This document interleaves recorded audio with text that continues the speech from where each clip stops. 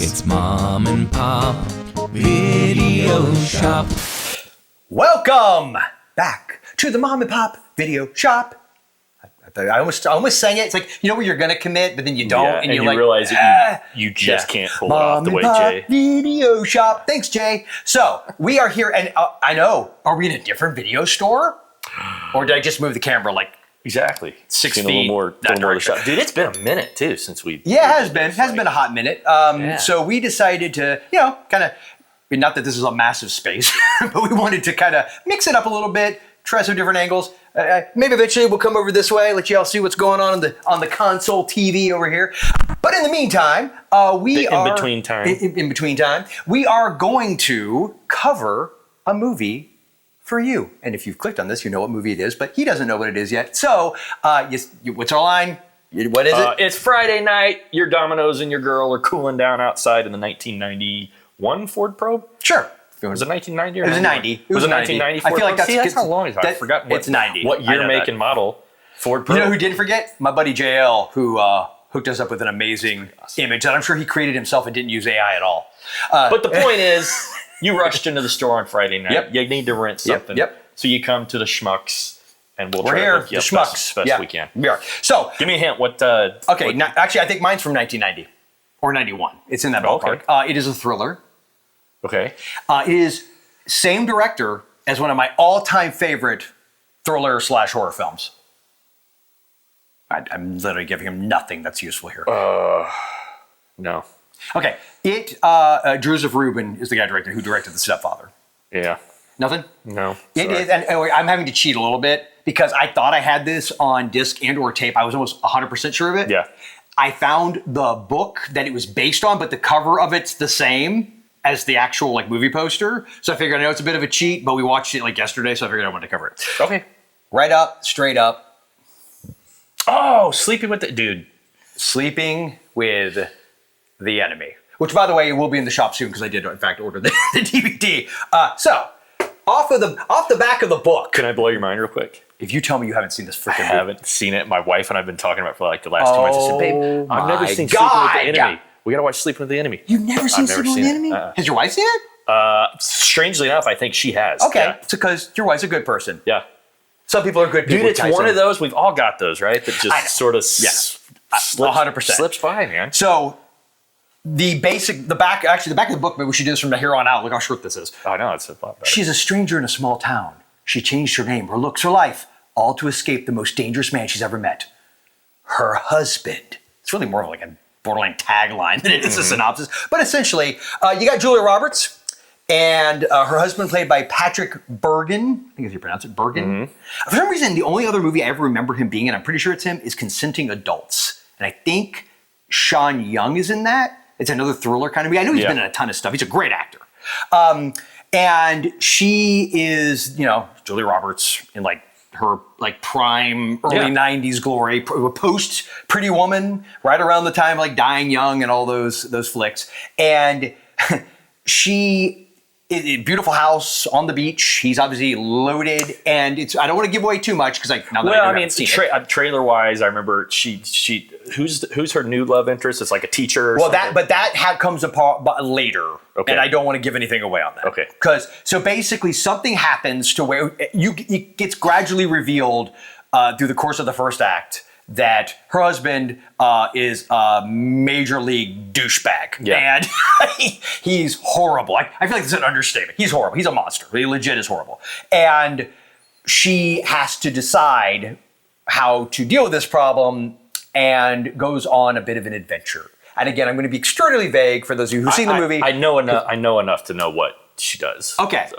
But it's in the first act. She ends up leaving him, but in a specific way that I don't want to give away.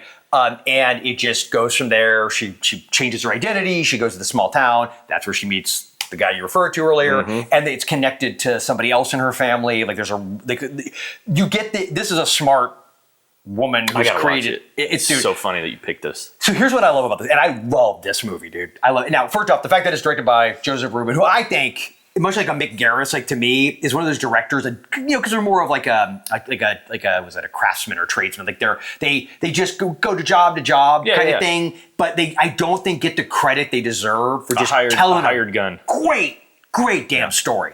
And this movie to me is like pure emotion. It's very emotional. It's very of its time. Like it's got the early 90s vibes, but in a good way. And it's just the cast is really small. There's a lot of extras. Yeah. But it's really only like 3 or 4 people. And the first act even is pretty much just her and her husband, and there's like a little bit of an extra person, but it's very minimal. Doesn't it take place too like the well, I should say like maybe not the first quarter act, but most of the movie, isn't it almost like a Martha's Vineyard kind of? It's what you reminds me of. It reminds me of the first act where their home is. Reminds me of the beach in Jaws. I don't know that it's in that like area. Okay. What was that? That was where is it? Not Nantucket. What is that? Martha's Vineyard. Is that Martha's Vineyard? Yeah. So yes, Martha. I know. God, I've only seen Jaws like 80,000 times. So I don't know why I brain farted on that. So it basically has that feel. Yeah. And it's a beautiful house. I mean, the place is gorgeous. I love those kind of movies where it's be it thriller, horror, whatever, but it's like bad in a beautiful place where bad not supposed to especially happen, when she goes to the small town. Yeah. Because it's very American, like literal. Like you always like laugh when she rides in. It's like just people, the farmer with his overalls and the local sheriff put up the American flag, montage, and the little kids, the little girls, cute little sweet little girls, like playing in the fountain. Bells. Yeah, ding, just ding, about. ding, ding. Oh my God, it's great. And here's what it is. This is why I feel like I'm gonna go to my old man soapbox for like a second. I promise. I know. What this movie does so well, time me. I am timing us. What this movie does so well is what I miss so much, especially in thrillers. Now, every once in a while, I catch one that does this well, but it's just emotional. Like it's the music. Oh, Jerry Goldsmith. Oh yeah, freaking Alien, Poltergeist does the freaking music for that. It's great. So the performances are great. I think Julia Roberts is great. Patrick Bergin is her husband, and normally I like a villain with some kind of nuance. And he does because he's surprisingly smart and devious, but he is just a villain. Literally, like when he's like the shark in Jaws. Oh, yeah. All I've seen is the trailer for it, and I picked that up. I think, and for me, the reason that I didn't see this, and we talk about like our mild age difference sometimes, but I think at that age I would have been. It feels mild. Just the title, like I wouldn't have been allowed, like sleeping with the enemy. And I've never seen a decent proposal. Oh, that movie's a little bit more. I wouldn't. You know what I mean? But it's in that. It's in that range of just like number one. We saw that in the theater. Number one, we always joke about how my parents were horrible and let me watch all kinds of inappropriate. I do not judge you. This is something legitimately where they would have been like, but at the same time, at that age, like I had no interest. Well, and if we're being honest, like you look at it doesn't. You don't know what it is, Although what's hilarious, there's one video box I almost wanted to get it where it's like her. Like her husband's there with a gun, and she's like holding up against him, and it looks like he's protecting her. It's the most misleading cover I've ever. It's horribly misleading. I feel like cast-wise, who's he plays her mom or somebody in this? Yes. Of course, they're not gonna be. Kevin Anderson is the other love interest, I believe. I can't remember the actress who plays her mom. You'll recognize. You'll recognize her. But that's like it. There's a couple of little bit parts. Yeah. And then the extras. It's it feels like a much smaller, intimate movie. And I think it works heavily because it feels claustrophobic in some ways. I just think what it is, it's sort of probably the same reason why I love The Stepfather. There's a lot of parallels. Like rewatching it, I hadn't seen this in years. Rewatching it, I felt like I could see just certain things, and I don't know if it was intentional or subconscious, but that Ruben did with her and like how she changes her identity to escape is there, but it's like very inverted. It's like inverted from why the stepfather's doing it. And in him, and in the whole Americana thing, like the stepfather is very much like his big motivating force is he just wants that Leave It to Beaver, like the world that never existed. He's what he's trying to create, and he can't create it. We've talked several times on the channel too about our favorite subgenres, and even though I haven't seen this, you correct me if I'm wrong, but this feels like it's one of those sort of interloper. It is in a way. You know what I mean? It's adjacent 100%. Yeah, it's not horror slasher like we talk a lot about, but it's definitely great for a thriller night. If you love. Even though I wouldn't call it interloper, it's in that 100%. It's of that era, right? Because that, like from 1987, Stepfather, Fatal Attraction, all the way through to like the mid 90s. All those movies I didn't watch till I was like a decade later. Because I think as a kid, as a teenager in high school, a lot of them I loved. Like I loved Hand of the Rock Cradle, Unlawful Age. I remember seeing those in the theater. But I don't think if I had been like about 5 to 10 years younger, I don't think I would have. Yeah. Because they seem like, it's like a lot of movies from when I was really young. There's certain movies you're like, oh, that's for my parents. It's for my parents. It wasn't straight action. It wasn't straight horror. But as an adult, like what I love about this movie too is like, it allows her to develop as a character because of what she starts off from and where she ends up. But it's not such an extreme pivot, and it always feels grounded. And also her husband, total douchebag, douche nozzle, piece of crap. But like the other men in it, especially it's like they're not all that way. You know what I mean? It's like I feel like if this movie gets made now, maybe not. But I feel like there'd be this attempt to like seem like, oh, she can't trust any guy, and like every guy's toxic and all that other bullshit.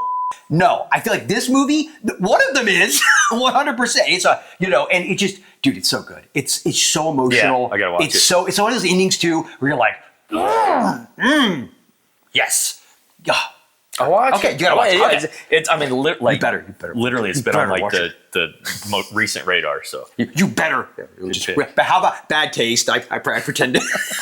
How many tapes or I don't know how many library cards in this? How many library cards for Sleeping with the Enemy? You ready for this? I know it's gonna be ridiculous. It's a 5-taper. I love this movie. And it's one of those like I can't even explain because it's not like it's a perfect movie, but it's just some movies, man. You know what I mean? They hit you. You're gonna watch it and be like, what the hell? Dude, no, I can't. So this is the last series of videos that Tyson. It's like that's some recommended. This. I just wish I had more to say other than. If I came into the shop on a Friday night with my girl and my dominoes, did I sell you on it? Did I sell you on it? You sold me on it. Okay, good. Absolutely. Perfect.